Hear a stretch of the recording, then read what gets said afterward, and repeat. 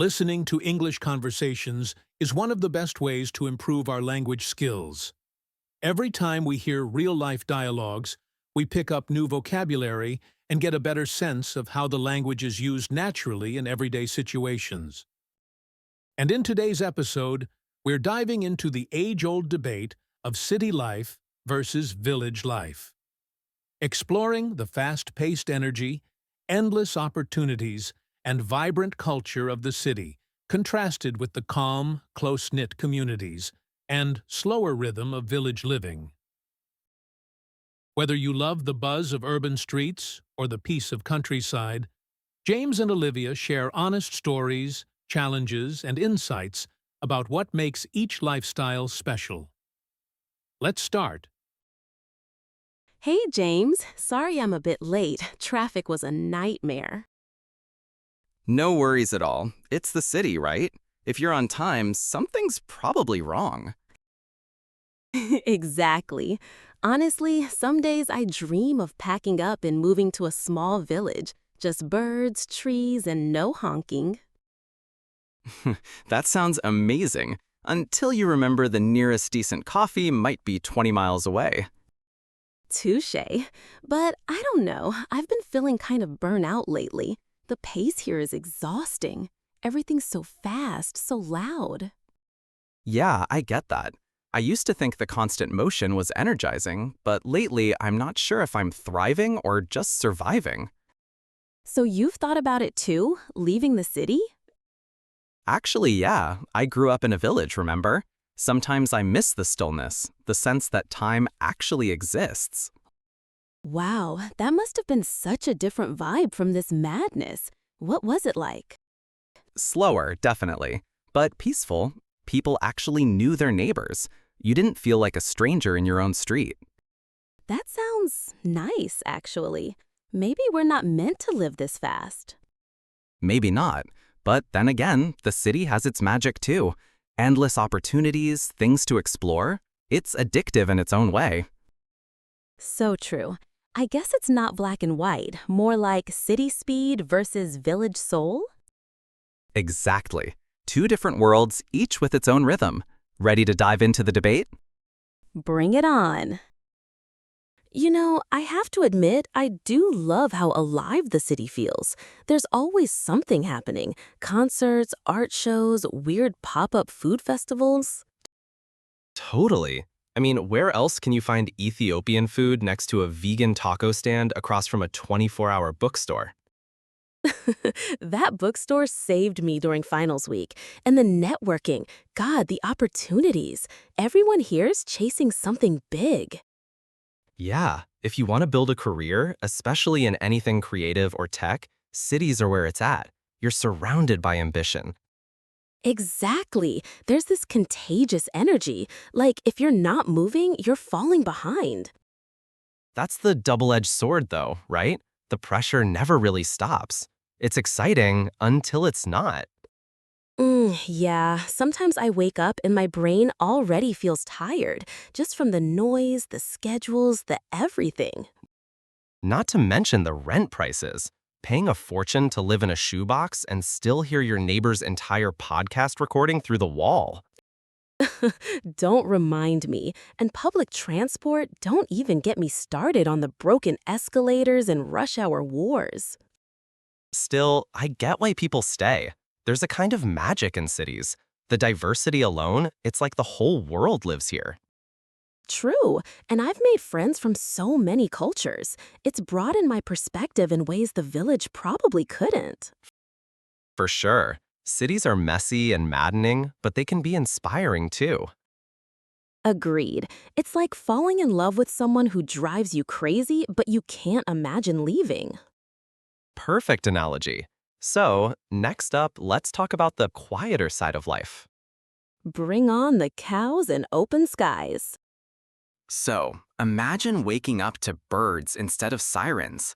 That's what mornings were like in my village. Sounds like a dream. I can't even remember the last time I heard actual silence. Exactly. No horns, no construction, no hustle. Just nature. You could hear the wind in the trees and actually notice it. And people? I bet it's all friendly hellos and borrowed sugar from next door. Pretty much. Everyone knew everyone. You couldn't just disappear into a crowd like you can in the city. That could be nice, or a bit much. Like, what if you want privacy? Fair. There's definitely less anonymity. If you sneeze in the bakery, your grandma hears about it before you get home. Oh no. So, what did you do for fun out there? Hiking, fishing, community events, nothing fancy. But it had this simplicity that felt honest. We made our own entertainment.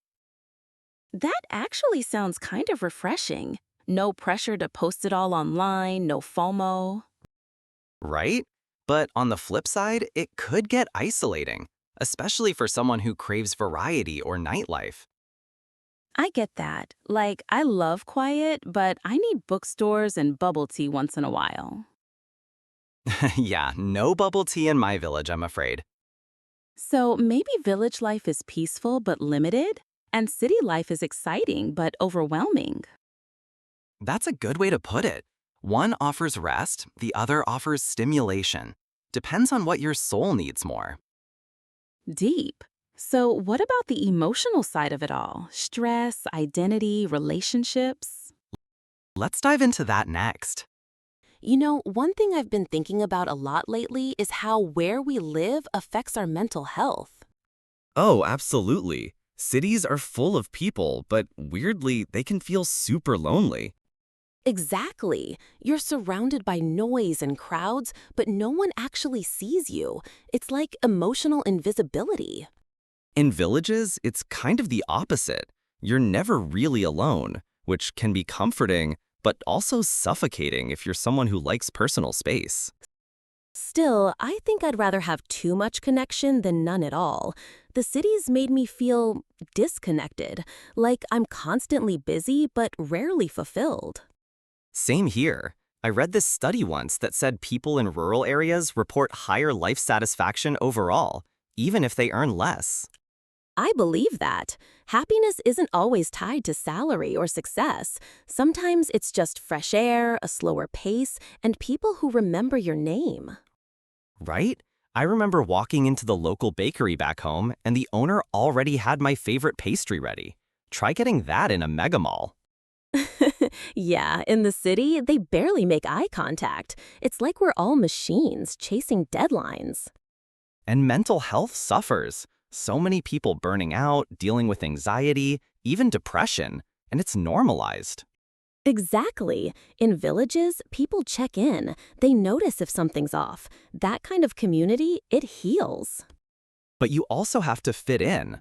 Smaller places can be less open-minded, especially if you're different. That's true. Inclusivity and diversity are definitely city strengths. So again, it's a trade-off. Emotional support versus personal freedom.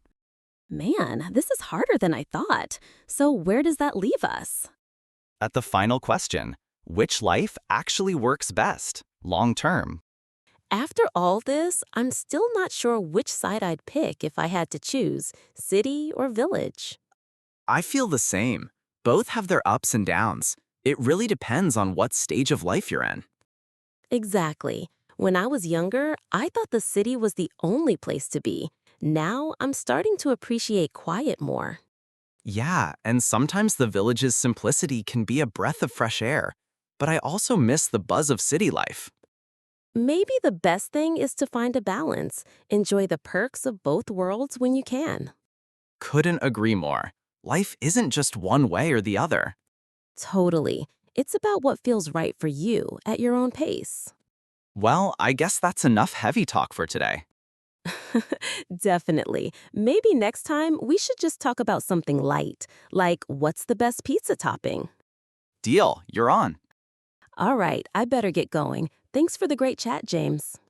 Thanks, Olivia. Take care. You too. See you soon. Bye. And now, that's the end of this episode. We hope you found it helpful and inspiring. Don't forget to like and subscribe to the channel so you never miss an episode. See you next time.